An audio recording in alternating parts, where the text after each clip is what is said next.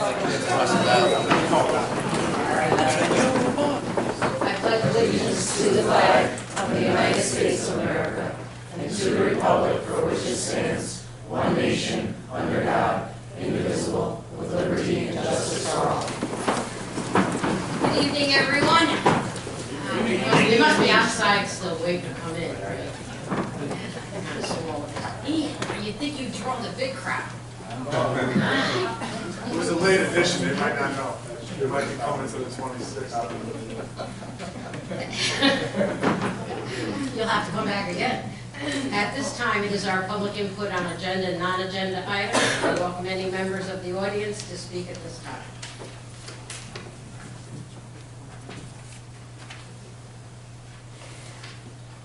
Mr. McShane. All right, thank you everybody. I've been really working hard on practicing how I can do this and get everything across to everybody in the shortest amount of time possible. Spent a lot of time talking about that today. So, including the thank you. So, Mr. Carmelo, Dr. Watson, thank you guys for your ongoing support, the Board of Ed, everybody sitting here really.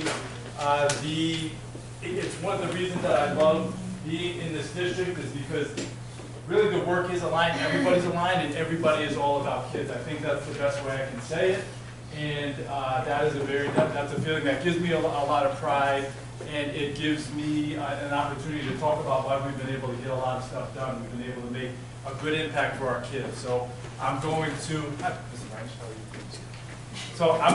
just go through. We've got a mixture here of some data, and last year when we talked about data, we were able to talk about a lot of the progress, but we also put some pictures of kids in there because I think it's important when we're looking at bar graphs that we're also paying attention to the kids, and that was the helpful advice of some people that I talked to today. Also get some kids in there so that we can see it's not just numbers, these are actual Troy students, Troy families that we're having a positive impact on.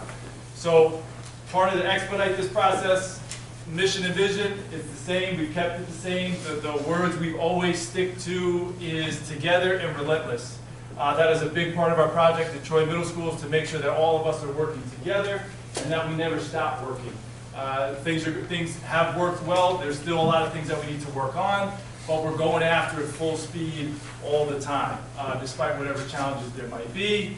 And then our vision, the big thing there is students learn by doing. We're seeing more and more classrooms where our kids are really engaged, they're doing, more kids are raising their hands, more kids are involved, and it's fun to walk in our classrooms and see that occur.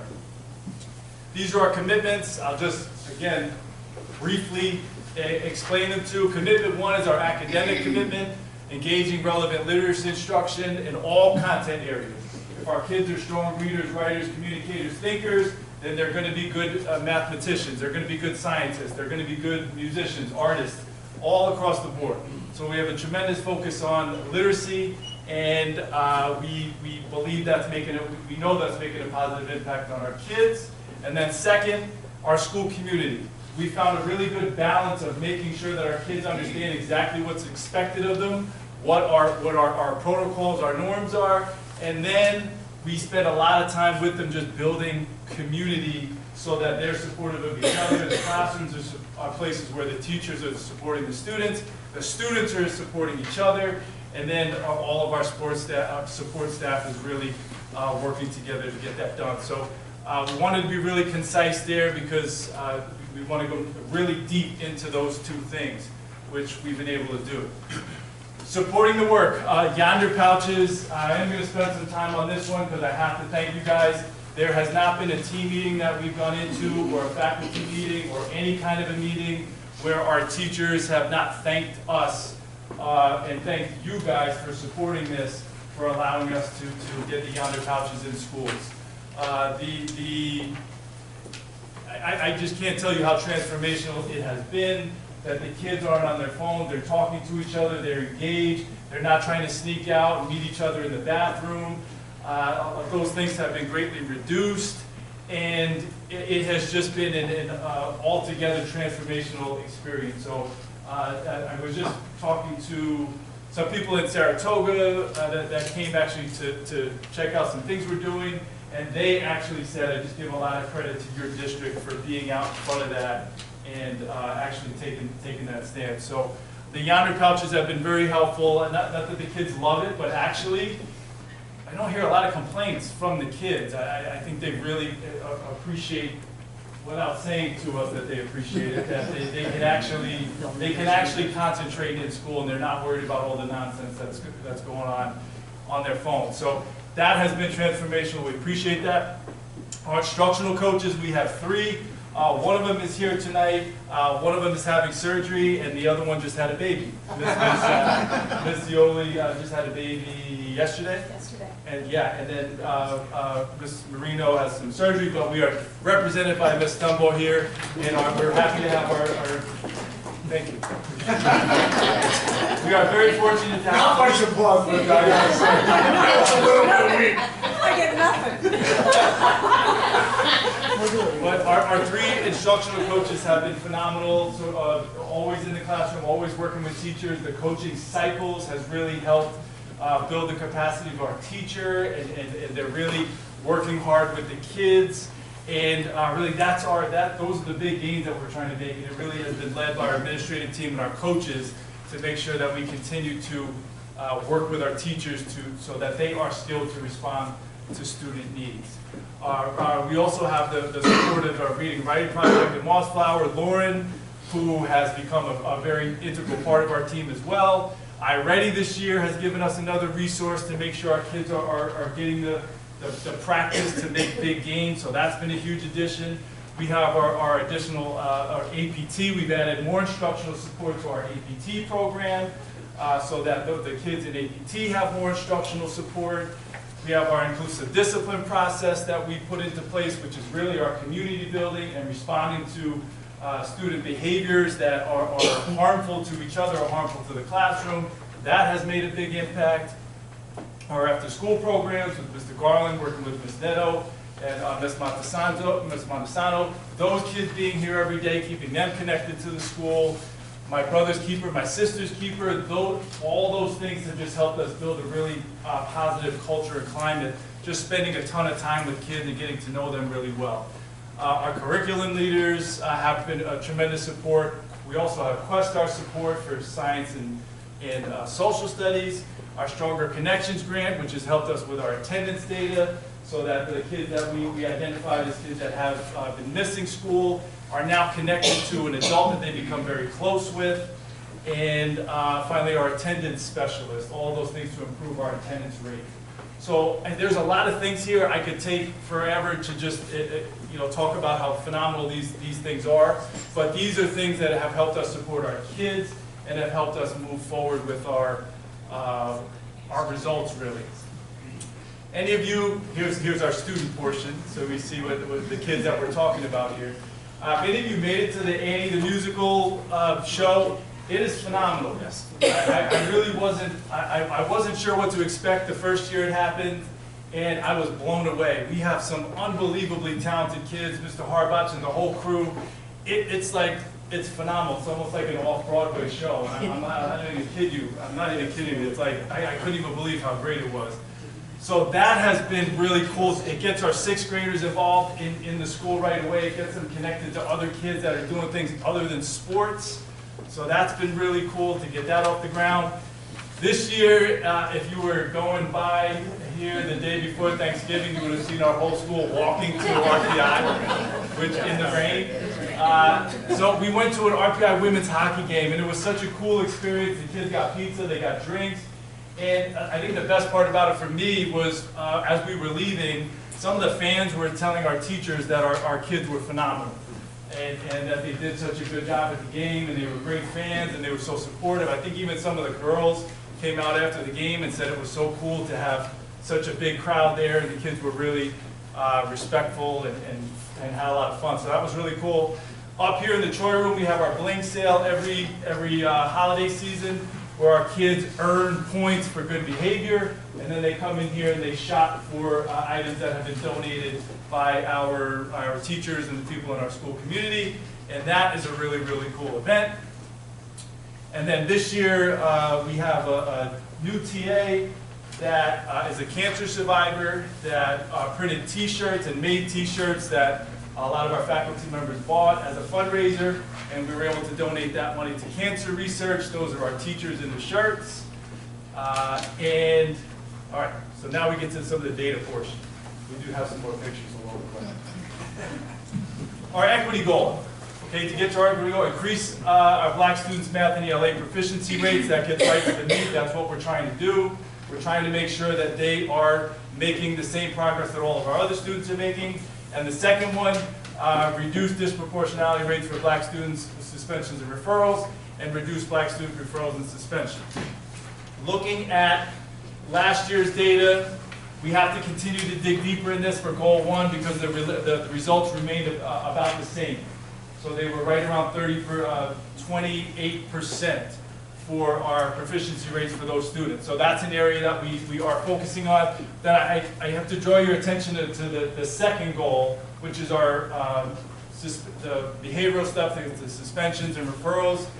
Our disproportionality rates from September of last year to March of last year compared to this year were 8% lower in terms of disproportionality rates. And then we're also 8 for suspensions and referrals.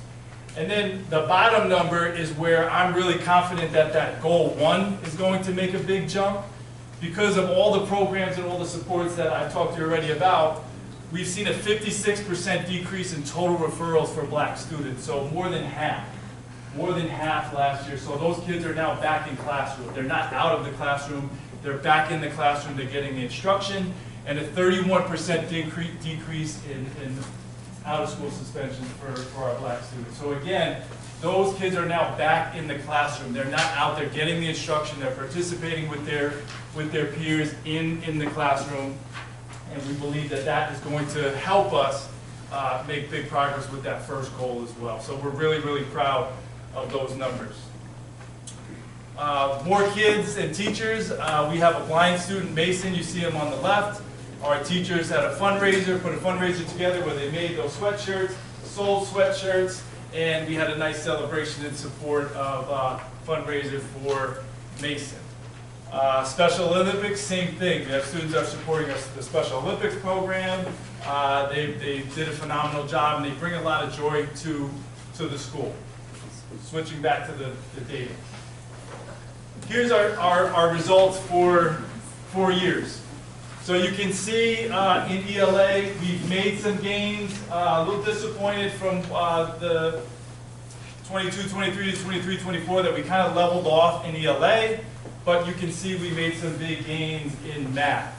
And although we were disappointed in ELA, if you look at that 18% for math that year, we were working really hard that year too. It's just, it didn't happen.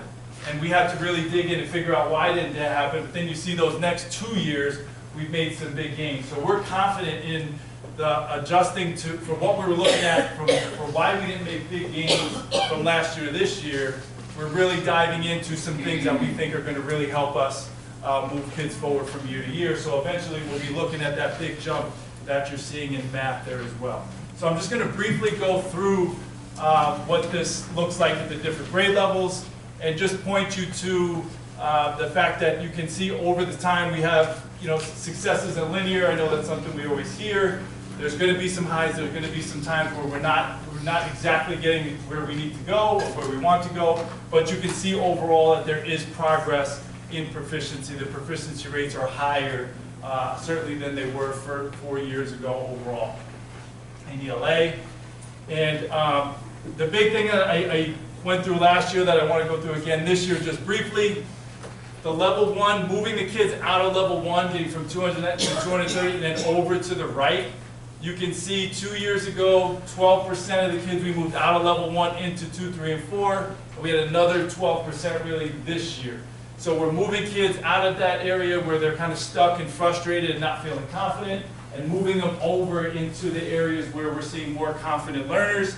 Our big goal in ELA this year, and this is one of the things we identified, the work that we've been doing across the board is getting our kids out of level 1, but we weren't quite sure we were doing enough to get them to proficiency. And that's been our focus in ELA, making sure that the work is challenging enough and that we're exposing to them to the higher level learning so that when they're sitting down in front of that test, that they're confident that they can do what they need to do. 6th grade proficiency by year, again, you can see growth. We put the state goal there because our goal this year is 50% in ELA and 50% in math and science. We want to get 50% across the board. Obviously, the goal is 100% every year, but we believe 50% is a realistic goal to help us take the next step. So 6th grade, you can see progress over the course of the last 4 years, getting closer to the state average. 7th grade, again, moving to the right, moving up, more students at proficiency, getting to that state average, which is where we want to be this year. And then 8th grade is where we had a drop. And again, this is where we were certainly disappointed in that, but we feel like we've got a really good plan to make sure that we're getting that big jump that you're going to see in math in a second. This is us compared to the local city school districts and the state. So at 36%, we're outperforming those, which again, we want all kids to be successful, but it is a good measure for us to see how our kids are doing. So there's our ELA data comparison. Another picture. We have downstairs a little free library that we put together to help us with our literacy goals. So the kids can go get books. We have scheduled so they can go downstairs. There's books available to them. There's obviously books in the library, but we just have gotten a bunch of books donated for kids in case there's not something in the library that they don't have that they want to just take with them. There's no checkout or check-in process. They can just take the books. That's right downstairs by Mr. Hennessy. These are our students of the month. So again, when we're talking about the kids that we're moving out of level 1 over to 2, 3, and 4, these are the kids. And I think it helps to see their faces. Not mine as much, but science data. Our science data is, last year the science test changed. This was another area that we were really working on. This is not where we want to be, but we believe that we have a good plan. Last year things were different, changed, but we have a much better footing going into this year to make sure that the science data improves. In this room, you see our honor roll students that we celebrate every quarter. We weren't able to do it this quarter, but we'll do a third quarter. We take a nice picture of them. That's always exciting. And we had 2 spelling bee champions as well, Avery and Bria Marley. So very, very proud of those kids there. And these are our life skills students. If you ever heard of busy bees, busy bakers, come around and sell cookies and all that stuff, that's been a lot of fun. They bring a lot of joy to the community. They're doing math, they're communicating. It's a really, really powerful program that they put together. Not great for the waistline. There's a lot of cookies there, but everybody enjoys it. Here's the math data. And I pointed our teachers when we went over this with them. The yellow bar there, it's sort of how we feel about ELA after last year. We felt like we were working, but we just were doing something that was missing the mark. So we were able to identify that through our coaches, curriculum leaders, principals, teachers all working together. And then you can see the results of the last 2 years. So we had some huge gains in 6th grade, 7th grade, and 8th grade as far as our math proficiency results. Really proud of that. And actually, one grade level, we were outperforming the state in math, the state average. And we'll see that in a minute. So this is, again, where you can see on that left, at level 1, from 389 students down to 230 students that are in that level 1. So those kids have moved out of there into that area again where a lot of kids were getting stuck, and they're moving over to the right into those areas where they're, again, more confident, more engaged learners, kids that believe that they can do it. We know how big that belief is.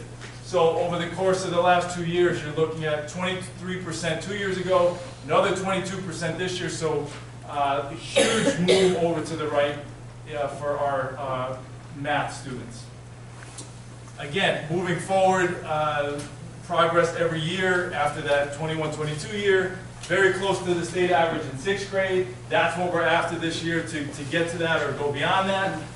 7th grade, progress, but we still have more work to do, obviously, to get to that state average. But again, steady growth there. And then finally, 8th grade is where you're going to see that we actually, our 8th graders outperform the state for their math proficiency rates. So there's continuous growth moving over to the right. And we got more and more students in our classes that are engaged, confident learners. Teachers are confident teachers. And you know, I just have to give everybody credit here from the fact that it started just with a belief in the kids, and then a belief that our teachers can teach our kids and our kids can achieve at high levels. And it's really cool to see the math results getting there. We've made steady progress in ELA, but I believe we have some big jumps ahead of us based on the feedback that we're getting from the work that the kids are doing, the teachers' work, the coaches' work, all those people working together. So that's our data. That's what we go by all the time. That's what we're talking about when we're in our meetings. And I'm going to be standing here with you next year talking about even more growth. So this is our math data compared to the other local city school districts. So again, performing well, but we have higher places to go. We want to be, you know, right up there with the suburban districts in a year or 2 years. We want to be putting their information up there as well. We know our kids can do it. We know our teachers can do it with our kids. So finally, how did I do? Great. How much time? 19 minutes.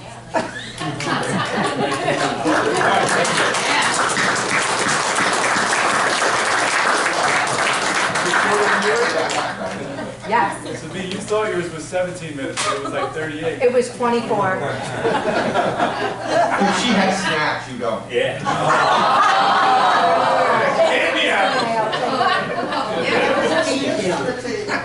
Any questions? Great job. Yeah, great job, great job. Thank you. Would you please have your staff stand up and introduce themselves to all of us? Not all of us know who you are and what you do, so You know stand what? In my effort to be quick, I forgot to acknowledge these guys, which I'm glad you pointed that out. I was subtly doing, I was No, I'm doing glad that, you did okay? that. I saw them all whispering. Yeah, they were gonna get up and leave, but I was like, no. I'm sorry about that. So you met Linda Dominica Hallett, who is our overall assistant principal, works with all She three. wants them to do it. Yeah, yeah, and as much as you sound like, yeah, you can stand, please stand up and introduce yourself. Hi. Dominica Howell, assistant principal. Muriel Field, assistant principal. Brian Matthews, principal assistant. And Linda Semba, instructional coach, mainly for 8th grade.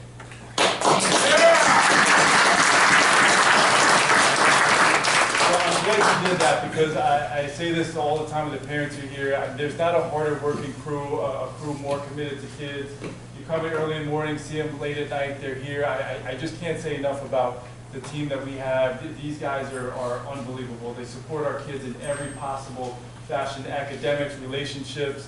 They've been doing a great job communicating with teachers, so I apologize to you guys in front of everybody for not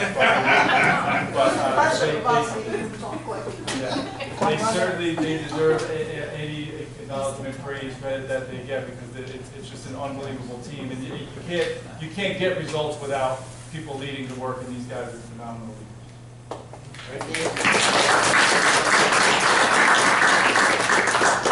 And one, can I ask a question? Oh, yeah. And so ELA obviously is a struggle. As a board, what resources do you need? How do we support you in trying to get those numbers to where they have to go, right? I mean, what support do you need? Yeah, so our feedback really from looking at a lot of the data was that we were, again, moving kids over out of level 1 to level 2, but we were feeling like in talking with the teachers, they just needed to get them out of level 1 to level 2 is a lot of work. You know, they got to feel confident. We got to put a lot of strategies in place to make them feel confident, to build the skills. Our next jump is to push them beyond that. And I think we have everything we need to do it. It's just we're in the classroom talking to teachers about getting to that level of rigor, getting to that level of challenge where kids are moving beyond that first step that they made and now getting to the next big step. So it's not really, I mean, we've got all the resources we need thanks to you guys and thanks to everybody leading the work. I think it's just continuing to be in the classroom, make sure that kids are getting exposed to exactly what they're going to see on the test and things that are even harder than they're going to see on the test so that they feel more confident. Because that's the feedback that we got back from math last year, was when those kids were taking the math test, they were saying like, this is easier than what we're doing in class. And we've got to do the same thing with ELA, make sure that the practice is harder than the game kind of thing. That's great, thank you. It'll be interesting to see with more focus on learning with the yonder pouches. I mean, I think our data across the high school and the middle school is going to change next year. So. Yeah, and I pointed to our black students reduction in referrals to inspection, but that's overall for our building. We're down half in each. So about a 50% reduction in referrals, and not quite 50% in OSS, but around 30% in OSS too. So our kids are here. They're not getting involved in the other things that they were getting involved in. They were, the phone was buzzing, or they're trying to sneak the phone, or those kinds of things. So they're more available for learning in class. So I think it will make a big impact. Thank you. Excellent. Great job. Yes, thank you guys. Great job. Yeah, thank you. There is a special place in heaven for anybody that teaches in the middle school. Really. Good, I did it for 3 years. I I need a special book. Oh.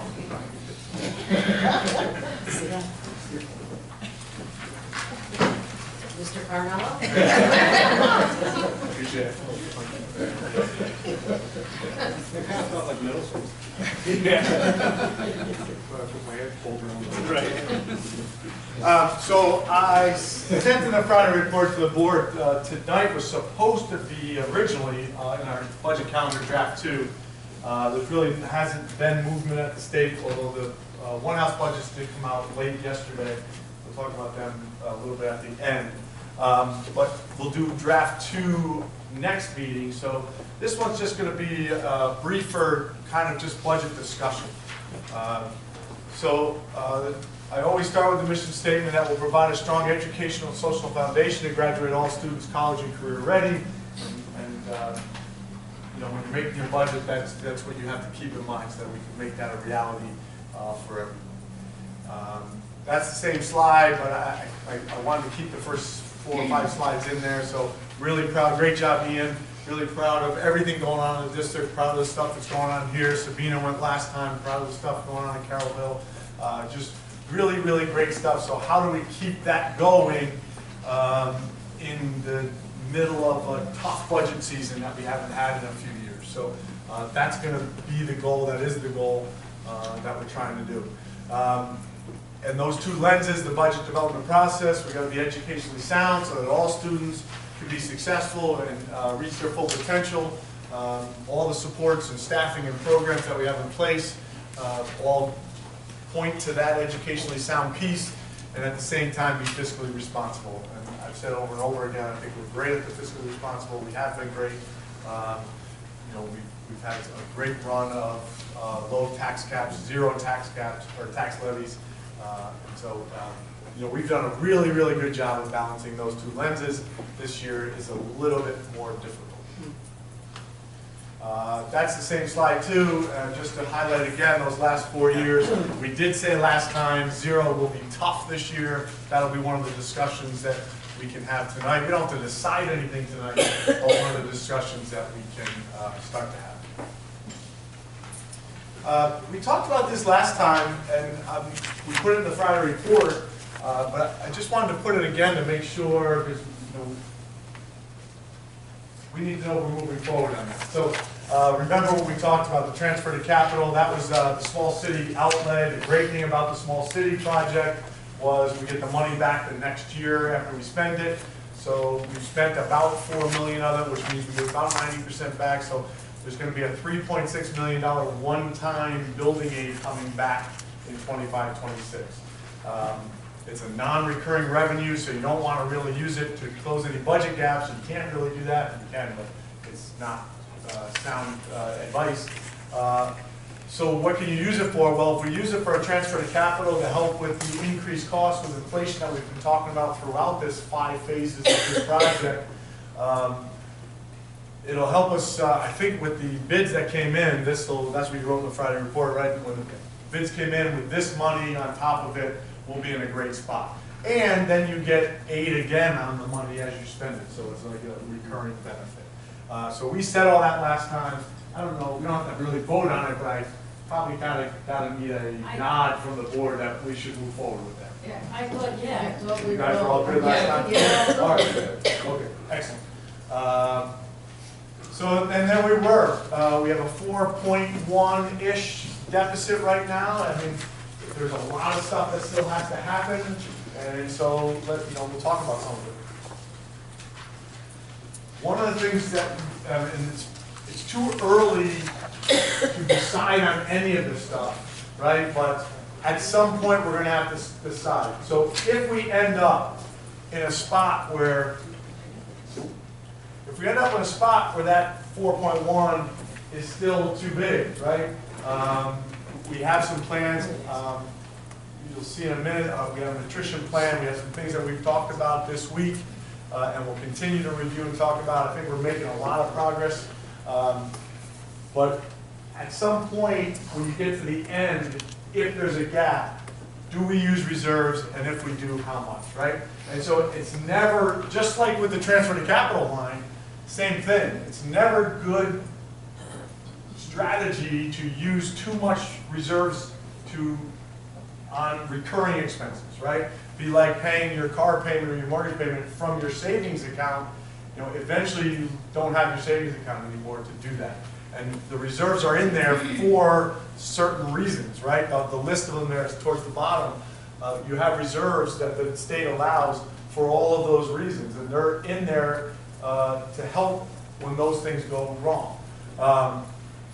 But there are certain situations that they can use. One-time expenses, short-term fluctuations. In this case, we're trying to use it kind of as a transition, because with an attrition plan that we'll talk about in a minute, we're hoping that the expenses that we're feeling this year will be lower next year. And so even though you don't want to use it for recurring expenses, if those expenses go down, then that transition can work, right? So our attrition plan is like 2 or 3 year plan, and so we're I don't know if I should say that we're comfortable, because Adam keeps marking that down lower and lower every time we put the slide together. It's now down to between 1 and 1.5 million. I think it gives him adjective to put that number on there. So I don't say we're comfortable with that, but that's what we'll recommend. If we're at the end and the state has come through but not all the way, I mean, our goal right now, and it's on one of the slides, is to avoid layoffs. We are going to cut positions, but do it through attrition and not, hand somebody a notice that says you're not working here next year anymore because of the budget. We're not going to do that. Budget-related layoffs. If that's your goal as well, which I hope it is, then at the end, if we still have a gap of between 1 and 1.5 million, I think I've talked Adam into using that money to close that gap. John. Is that a good way to say it? I'm comfortable with that. You what? I'm comfortable with that number as long as we stick to the plan. As long, yes, that's right. I'm going to back up to the transfer to capital. Okay. We do have to vote on that. You just, once you come up with the figure. Well, it'll be in the budget. Okay, So it's in these numbers. okay, So so it'll that's be- what it'll be you're going to voted on. present to us, Yeah, okay. yeah. Now, It'll when be we- voted on when we do that. Now, normally, when we transfer to capital, we always, don't we leave it there for our upcoming projects? Well, that's a capital reserve. Okay, so that's, Yeah, yeah. will we be doing that? Right now, we don't have a vote or authority from the voters for more capital reserve. So we have to go out to the voters, and they have to vote on it to establish a new one. Every one we voted on has been used to this point. Right, so if we find, I mean, that has been so helpful to move our district forward with sure. our capital projects It's been without great. burden on the taxpayers. So, That's probably a next spring next, conversation, because if you have a gap like that, you can't really take money and put it into a reserve. I mean, let's see how the state plays out, but I don't think that's something we would entertain this year. All that vote does is allow you to establish it and put funds in it if you wish. So, for example, if they voted in May, choose the dollar figure, you say what you're planning on doing, but then at the end of the year, the board votes every June to say, okay, this is how much we can put in up to, and then, we don't get those final numbers until August once the audit's all wrapped up, but we could do it. I am slightly worried about voter fatigue. We just did one last year, so I just don't want to, hammer them every year, but I think having it established is a great idea. I mean, it gives you the authority to put it in. You don't have to put any money in, just at the end of the year if you have a good year. But I don't see how it would hammer the taxpayers if we're not raising taxes. Well, I think he just needs to be about explaining it again, It's just, Oh, you're just come doing on. it. Nobody wants to talk more than him, okay? Ian seemed like he liked it a lot. We'll put When you Ian get the on our student crew. pictures up there, his face lit up. I just get nervous Yeah, because we can talk about that. okay. I mean, it has been perfect for when we're doing the Yeah. project. I don't even know if we've talked about the next project after this. I mean, we've been. We'll get you the text right now, that's it. Okay, so there's the reserve uses. Again, that's not something we'll decide right now, but again, at some point, if that gap is still there, we're gonna recommend in that range to close it with reserves. And then Adam just said he's comfortable as long as the plan stays in place. And so the plan is the attrition plan that we kind of started last year, and it is in place now. I don't know if it's strictly in place now, which is kind of what Adam's alluding to. So the attrition plan last year that we wrote, remember we wrote we were going to be conservative and strategic in our choices and be careful with the money and all the things we always do. As people retired or left the district for other reasons, do we have to replace those people, right? That's what the attrition plan really is. And so some of them we have replaced this year, a lot of them I would say we probably have. But we just met as a cabinet on Tuesday. To go through some things. And we had 5 or 6 positions that we have not replaced. So we are already doing that. So you see that we've identified 14 or 15 positions to be reduced. 5 or 6 are already positions that are in our district, in certain buildings that we haven't, a co-teacher left and we didn't fill that co-teacher. A coach just recently left. Is she going in? Today. The coach left today. Or last day was today. We're not going to backfill that. So things like that. That's where Adam wants to make sure if we're going to use reserves in the tune of 1.5 million, that we have to make sure that that attrition plan is strict and everybody's aware of it. And we go into next year knowing that, listen, if it's a 10th grade math teacher, you have to replace them because they have a whole 5 classes of kids in front of them. But if it's a position that we can figure out a way to do it, then we'll do that. So that'll be probably, my guess is, it's already going this year, a 2 to 3 year plan, but we're comfortable using reserves knowing that with that attrition plan, our expenses will also go down over the next year or two. And there are 14 or 15 positions, so there's 5 or 6 that we already have filled. We'll talk a little bit about class sizes, probably towards draft 2. All of these things will be in draft 2 once we flesh them out. We have to meet with the administrators. We did it as a cabinet yesterday, so I won't give you too much detail on them yet, but we will get to them next time. But we've talked about our class sizes at the elementary level a lot of times. They're really fantastic, and they've been great for us. The co-teachers have been great for us. They've been so impactful for kids, and been great for kids, and great for student achievement. But we've looked at and identified 2 buildings, 4 sections in the 2 buildings, so 3 in one and 1 in the other, that we can reduce sections, and those class sizes are still 17 or 18. So we're in a really great spot. Don't do the math to figure out what they must have been for the last 3 years. Or how long, Sabina? I asked Sabina if she was going to be here tonight so I can make fun of her. But they've been great. They've been great because they've been so low. So even with those reducings in those sections, we're still at like 17 and 18. And there's really no section, I think 20 was the highest in the district, and those were even reductions. So we're really in a great spot. And then there are a few other things that we're still working on, but we were comfortable last night. Yesterday, it wasn't 2 minutes. It was like a 3-hour meeting. We went through every position that we've hired over the last 5 years. We went through every position that's in all the schools, one by one. It was a good practice for us. It was a good experience. And after doing that, we felt really good that, again, we're trying not to lay anybody off, and I think we're all confident and comfortable now knowing that we won't have to do that and still be able to reduce positions that, you know, without the layoffs. And we have some other ideas to do that too that we'll share next time. And then the other thing we can talk about, again, we don't have to decide now. We had 0 the last 4 years, right? And we had a 0 a few years before that. We've been really, really great. I think the number was 5% total over 9 years, right? So I think it's probably time. I hope the taxpayers are appreciative of what we've done the last 4 years and will allow some increase. Now, I guess one thing I should have a slide with the advocacy, because we've been doing a lot of advocacy. I sent the letter that I sent to a few of the senators and legislators to all of you. I think it got some traction. John McDonald was sharing it as well. We had a small city meeting Monday with some of those same legislators that were on there.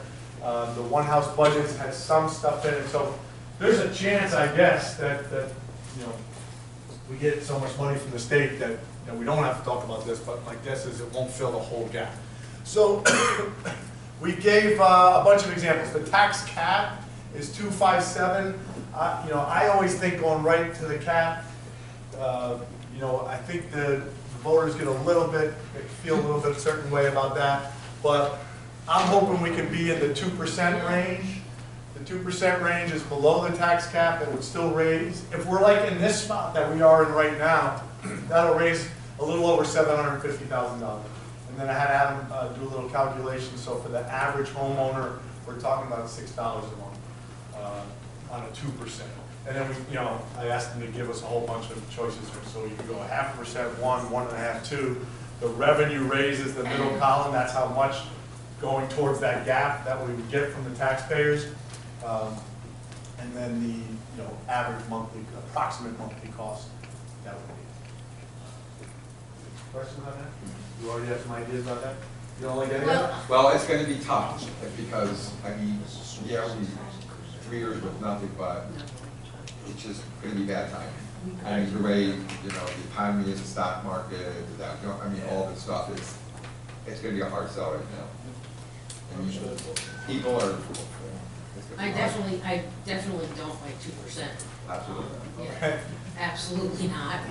As a taxpayer, but now if we do, like say if we do 1.5% and raise $500,000, are we still doing what you're saying with the attrition? Attrition, reserve, these are all part of the same package. Yeah. But that so you could go a little bit more, right? So if let's say we were done, let's say this is April and this is draft 4 or whatever, it's going to be draft 3 or even 2 might be the end, but we're done and we still have a gap of, well, let's say $2 million, right? We're done. We did our attrition without layoffs by the 14 or 15, maybe we find 1 more or 2 more. We have a $2 million gap. So if we used $1.5 million for reserves, we could go 1.5, that's $500,000, that closes the $2 million gap. If the gap is $3 million at that time, well then, if we're still only using 1.5 reserves, now we need 1.5. Now, if you tell me we're still going to stay at 1.5% and only get a $500,000, now you got to say, Adam, you want 2.5 for reserves. Then you're setting the district up for precarious future. So we're not there now to decide that, but it's good to start thinking about and have conversations. If you guys are telling us that 2% is going to be a tough sell, then we probably got to go back to the 14 and 15 and find our positions. That's probably what will be happening. You know, and we always try to do that with the least negative impact on students, but it gets hard. If you're telling me I need another $1 million, that's probably another 15 positions, right? You told me this was $1 million, right? Yeah, that's $1 million. So you know, we have to go back and find 15 more. So now you're talking about affecting, you know, Ian just was talking about all the gains he made, and part of the gains is because of all the supports we have in place and all of the things we got going on in this district. I mean, 15 is not going to destroy it all, but it's going to affect kids 15 more. So that's the thing. We'll see how much the advocacy helped and how much more we get from the state. We'll put actual numbers to those positions. We'll see where we are. We'll see how much reserves we have, and then we decide on that. No. But, you know, I thought 2 would be reasonable, I hear you, so we won't be banking on 2 unless we. Well, I mean, have to come that's just me, and I'm a little outspoken, so, I mean, somebody else. Well, no, obviously, Right. obviously, we're all taxpayers, but I guess the question is, and maybe this is more for Adam.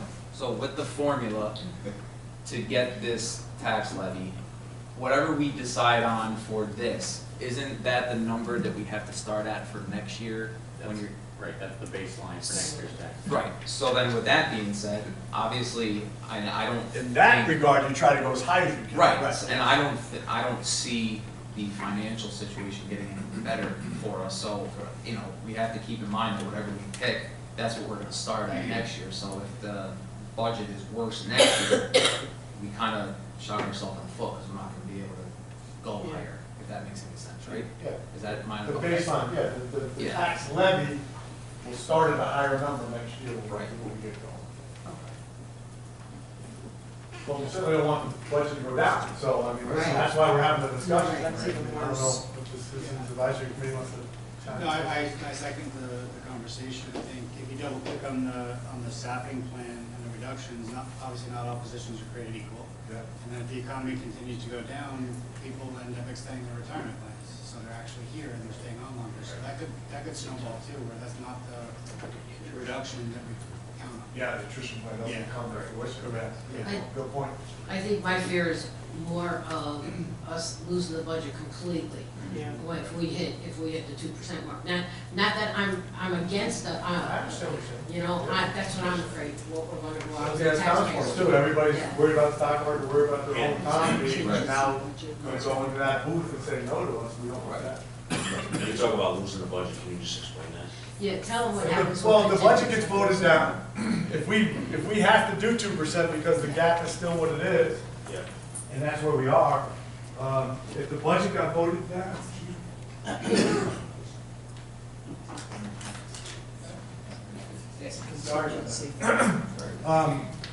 you have 2 choices. You can redo it. So at that point, we could say, all right, we'll go to 1% and find new positions or find more reserves or whatever we would do at that point. Put a new budget out, it's usually mid-June, right? Yeah. So May 20th, everybody votes, and then we'd go out another one, because ours went down, it would be like mid-June. And then we'd either put the same exact one out, or you can adjust. If it goes down twice, wow, you can do what's a contingency budget. And that's what we did, what years were those? 2010 and 11, or? Yeah. Oh, it was earlier. Was it 2 early? years in a row, 2 the years in a district row. went to a contingency budget before my time. Because the board voted it down, and then they went contingency. And a contingency budget, 0%? 0, yeah. Contingency budget is 0% tax levy. I'm gonna throw this as hard as I can against the wall. This regime,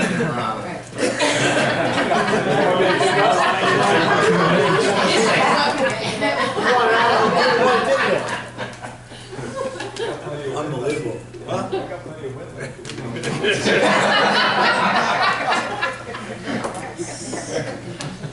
I don't even know what's going on. It's 0% tax increase, but there's a lot of restrictions. There's restrictions on community using the buildings. There's restrictions on purchasing of equipment. During those 2 years when we were on contingency, our technology, that's when it really took a hit, because you couldn't buy any equipment, you can't buy any computers, you can't buy anything. So we would, if it happened, we would probably go out at a lower percent and try to get the voters to say yes, and then you go out and meet with everybody and try to make sure we sell it. I mean, I hope it wouldn't happen. Are you gonna do your town? Yeah, we would do all that. But they've gotta be attended by the public. Right. I mean, usually when we go to the schools, it's only 2 or 3 people, Yeah. but we have to get them in there. I mean, if it went down and we were going out for a second one, I think we would try to get out into the community places. We do an exit interviews, exit survey still, right? Yep. So we would be reading those and seeing what people are saying, why they voted down, if it did happen that way. Josh, it isn't good when we, Yeah, I mean, no, it doesn't sound like that. we couldn't, snow plows, Sure. any lawnmowers, we couldn't buy anything for 2 years. So it wasn't a good situation to be in. Well, it's a good discussion. So this is, again, State might come through, Right. we'll keep reviewing that, and then, you know, we'll have a better idea when we get to draft 2, where we're going. At the beginning of the budget process, I think you go to the administrators and you kind of rank everything. Is there an opportunity to revisit that? Yeah, now, then we go back to them as we're getting, like, I'll meet with the teachers, the principals with the reduction sections, just to make sure that, you know, we have it all right and make sure it's not something that we haven't seen. And we'll go back and talk to them all about the 14, you know, about the 14 and 15, everybody that's involved in that, Yeah. certainly people. So that, we'll continue to monitor state budget, that's gonna be the key right now, that's what we're waiting on. I mentioned the one-house budgets, they were really late yesterday, we really haven't got a chance to look at it too much, but the 2% minimum that the governor put in, both of the one-house budgets made it 3%, actually one of them was 2.9, so that doesn't mean it's gonna happen that way, but it looks like for everybody it'll at least go up. And then there were a few tweaks to some factors that John McDonald sent to us that Adam's still reviewing, but thinks that might also help us with what they reduced. I don't know. Yeah, If you want to talk a little bit about that. I mean, they're kind of detailed, but you just don't know what the numbers are really until they do the aid runs. So one's an income wealth index, eliminating what's called a floor, which is as low as it can go. But we don't know how everyone else gets impacted. So it's almost impossible to tell.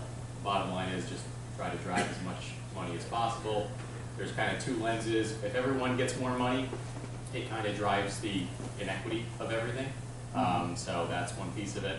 But if you remove the floor, you know, like the big 5 cities, for example, like it drives a ton of money in that area. So we just don't know what that number is going to be. So we're just coming up with plans, you know, not knowing where the end game is going to be. Barring some catastrophic event in the next couple of weeks, you know, I think we'll be able to get there, that 4 million, I think we'll be able to get there. You know, From the state, you're saying that? I'm sorry? No, not with our whole plan. With the whole plan. With the whole plan, okay. That's what the reserves do. Yeah, right. But that plan included 2% in our heads. It does include 2%, but I want to say that, you know, in our meeting, in our cabinet meeting, you know, it wasn't just stop there. I mean, Dr. Watson was really great about, like, let's keep pushing this to the next step and the next step, because that's kind of what we need to do. Looking towards next year already, you know, not just this budget, but like next year.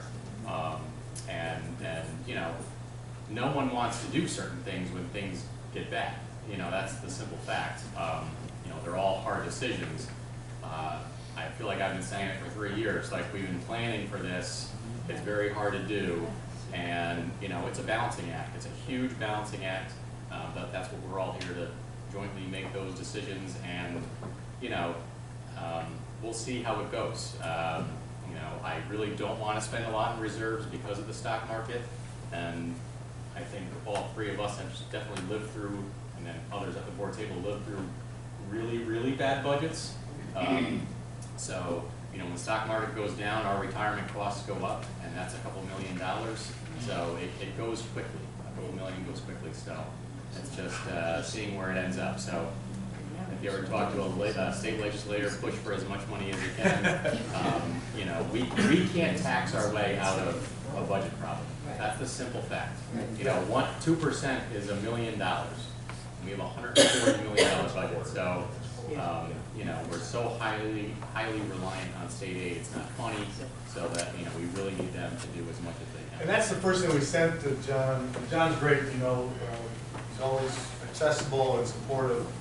But he sent us some of the details of the one-house budget, and he said everybody's getting 3%. And I immediately sent back, like, giving everybody 3 just ruined, it doesn't ruin it, because I'll take 3, but there are districts that are thrilled that they got the 2 because they were expecting 0 because they've been overfunded for 10 years. And now you're giving them a whole other percent, take that money and give it to us, or districts like us, you know, not just us. So it's just the easy way out for them is just give it to everybody so that they don't have, you know, in their head winners and losers, I guess. But I said to them, you do have winners and losers when you do it like that. Right, it's not, exactly. and it's not fair and equitable. So he answered us immediately, and he thinks know, he's listening to his people who are doing the same calculations that Adam's trying to do, but he thinks the other factors are gonna help us. So we'll see, we'll see. I mean, it's not gonna close the gap by itself, but this whole picture together, I think, John also understands that what our tax base is in Troy. for sure. You know, Yeah. so, I mean, we aren't like, If you're in this community, you can tax a little bit higher and not worried about it. Sorry. So, we'll look more in detail on the one-house budgets. There were some other things in there, but really we went right to the foundation to see what they look like. We already are continuing our advocacy. We'll continue to review our own budget. Like Adam just said, you know, it was more than just a one-year thing. We were looking at, you know, okay, what will be the next level of stuff that we might be able to do to get that 14 and 15 to go up higher if we needed to. So all that will come into play. And on the 26th, 2 weeks from tonight, hopefully we'll have a little more information from the state. The state budget won't be done at that point, but hopefully we've got a little more information so we can put some real details to the draft. Do we know how much, are we allowed to know how much is in the reserve? Like, what's the total amount in reserve, or is that? Yeah, well, you vote on the reserve numbers at every June. Okay. So, and then some of them get used, right? So every June, So last June we voted on what the. you vote on how much goes in each reserve. So I listed them here. ERS, TRS, that's the retirement system. Unemployment, which we haven't had to use in a while because we haven't really had, you know, back in those days when we were laying people off, that unemployment reserve was high because you had to pay unemployment for all those people you laid off, right? It's not free when you lay them off. The tax certiorari, tough one to say, that we do have to dip in there once in a while, right? That's a reassessment of usually businesses. Gilderland right now, Crossgate's got their assessment lowered, so they, you know, they have to figure out how to pay for that. So liability is lawsuits and things. We had that with the Child Victims Act, workers' comp, and the EBLAR. You want to say it? Go ahead. You can say whatever you No, want. because you want to say EBLAR, even though the L is after the A. Adam calls that EBLAR. Anybody that can read knows that's EBLAR. EBLAR. and you can call anything you want, okay? That is employee benefits and liability reserve. Accrued liability reserve. So that's when people leave us, you know, all the benefits that they get. So those are all the reserves. Every June you vote to, last year we put 500,000 in one, 200,000 in one. Like you guys are voting on that in public. That's a new rule that has to happen. Okay. Josh, then answer Thank the you for your question. time. John, Yeah. Yeah. Ed made a point about turnout at the public hearings. Yeah. Have we thought about, I don't know if it's possible, but like making a recording that people could access from like the, either from the district webpage or something, and then they could submit questions, you know. I know I've had this, you know, arguing with my sister, for example, that a lot of people just don't have time to get out to those meetings, but if there was some place that they could go and see the presentation, and if they had questions, you know, follow up, you know, through an online source or something, is that something we could do? Yeah. That's good. Yeah, that's something we can do. We can. Jason wanted to do it tomorrow. Yeah, that's a good idea. I don't know if it would be just maybe the budget hearing or something, and then we send that out, or if I do a separate one. Yeah, I think if you're doing content like that, you probably want to condense it a little bit. Yeah. I don't think most people are going to sit down and watch a 35-minute recording of a budget presentation. But Really? Unless Ian gave. I was just gonna say that. I also So we could give like the basics, I could just go on and give the basics. But how would you do the I question? like that idea. But, and then, You guys do a follow-up. yeah, we'd have to do a follow-up one, right? Okay, To answer the questions. questions, or do a live stream, like, and have them, Answer the questions that they I submit. think it's just like a highlight. Key points. Yeah, I don't Maybe get know. out on it quick, you know. I don't think I'd want to lie. Yeah, not a lot, but if somebody, you know, had. Well, yeah, no, we can answer questions, either follow up with people if they left their number or something, I don't know how many questions. I like it, it's a good idea.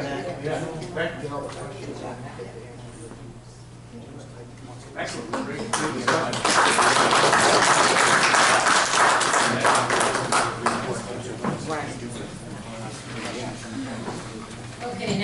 meeting part of our program. Approval of minutes. Motion on the floor for approval of minutes, February 26, 2025. Second. Discussion. All those in favor? Aye. Opposed? Superintendent recommendation, human resources, staff matters, unclassified and classified. Under unclassified, motion on the floor for consent agenda items 1 through 7. Second. Discussion. Mike Crowe, would you please stand up and introduce yourself to us? When we get to that. No, My you name is just Michael tell Crowe. I have a master's in secondary education from the University of Bridgeport and a bachelor's in arts degree from the University of Michigan. I am a Troy High School graduate in 2007. Thank you. I figured I'd backtrack to my education. Principal John Carmello was my principal in high school. Thank you very much for Yes, I just recently, well, tonight I should be approved for the principal assistant position. I practiced, by the way. If I knew I was going to speak, I wouldn't practice. Principal assistant position at the community school down on 5th Avenue, so I'm very excited. It's nice to see everybody again. It's been a while. I worked for the district back in 2013 before I took a job at the New York State Assembly, but I just returned to substitute teach and was given this great opportunity to apply for that job down at the community school. So thank you all for what you do on a continued basis, and you really do make a great difference. I'm really thankful to be a part of this team. Welcome.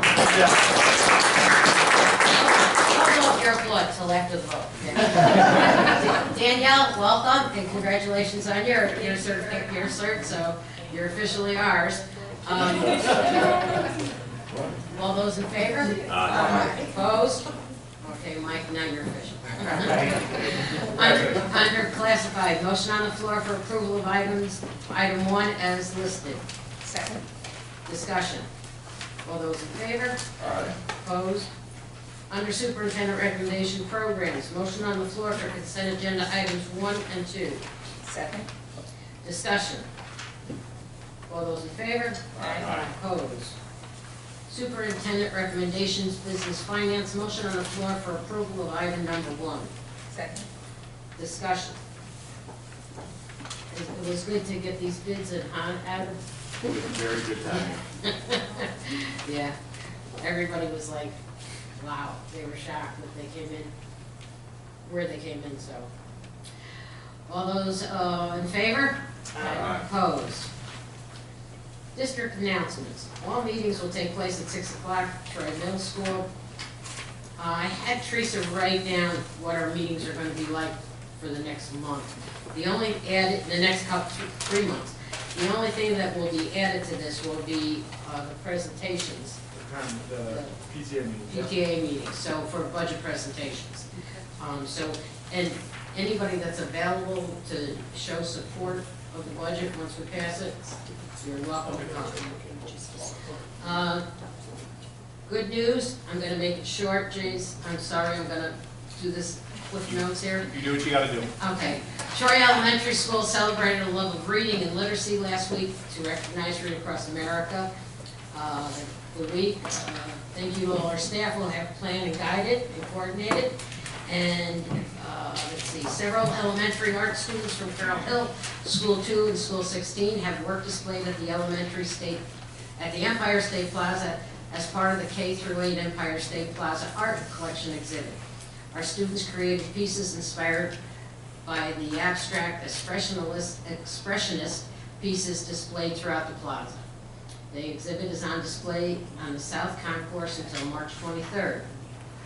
March is music in our school month, and last week the THS Jazz Band and Select Choir joined ensembles from many other school districts performing at the Empire State Plaza.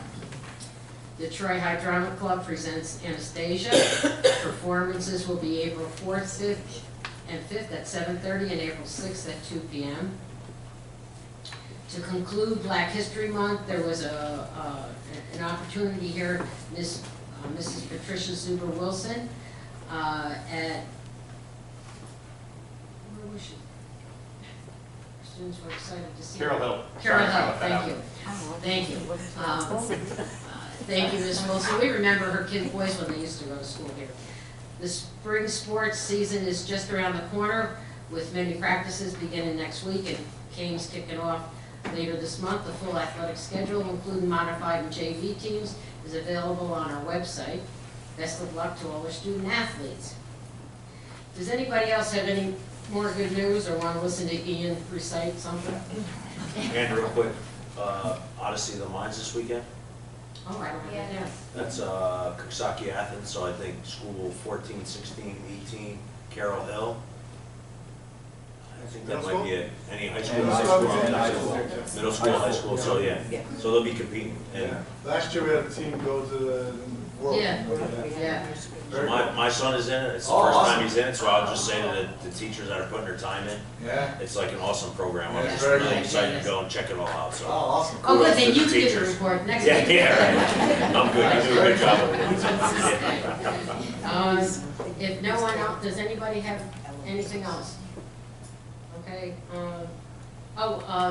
Questar 3 program, a few of us are gonna go to the, their annual meeting, their annual presentation.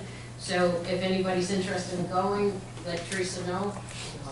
Usually, we used to go all the time, and we kind of like, since COVID, we've kind of put it on the back burner. So, and they usually have them on Wednesday night, so we can't go. But we don't have a meeting that Wednesday, so anybody that's interested, let Teresa know. There'll be, I know Diana, you're going. You go. Everybody's going. Nan's going. I think it's April 2nd? Second, I believe. Yeah, April 2nd, and it's down in Skodak, so that'd be good to see Troy there again. Okay, motion on the floor to adjourn. Second. All those in favor? Thank you, everyone.